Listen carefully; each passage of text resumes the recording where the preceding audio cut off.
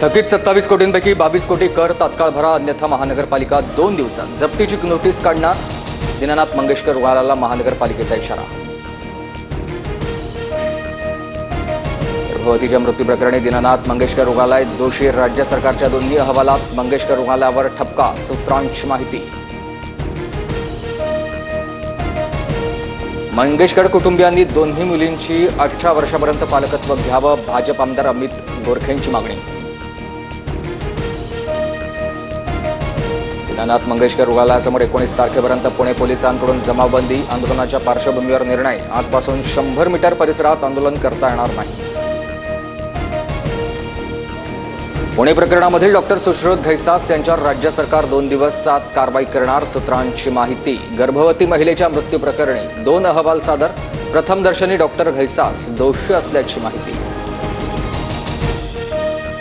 मनसे नेते संदीप देशपांडेंना अज्ञात व्यक्तीकडून शिवीगाळ आणि धमकी. संदीप देशपांडेंकडूनही धमकी देणाऱ्याला शिवीगाळ. देशपांडेंकडून शिवाजी पार्क पोलीस ठाण्यात तक्रार. वक्फ सुधारणा विधेयकासंदर्भात अजित पवार अमित शहांना भेटणार. नवाब मलिकांवर शहांना देण्याचं निवेदन तयार करण्याची जबाबदारी. ड्रग्ज तस्करी प्रकरणी तुळजाभवानी मंदिराच्या पुजाऱ्यांची नावं असल्यानं खळबळ. नाव आलेल्या पुजाऱ्यांचा देवीच्या पूजेशी संबंध नाही. माळीकर पुजारी मंडळाचे अध्यक्ष विपिन शिंदेंची माहिती.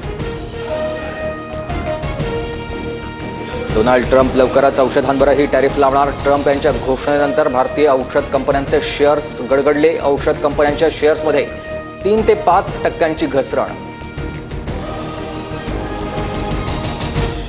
आरबीआयकडून रेपो रेट 0.25% कमी. रेपो रेट 6.25% वरून 6% तर घर आणि कारचा हप्ता कमी होणार. मुंबईसह परिसरामध्ये सीएनजीच्या किमतीमध्ये 1.5 रुपयांची वाढ. तर पाईपद्वारे वापरल्या जाणाऱ्या स्वयंपाकाच्या गॅसमध्येही आजपासून प्रति युनिट 1 रुपयांची वाढ.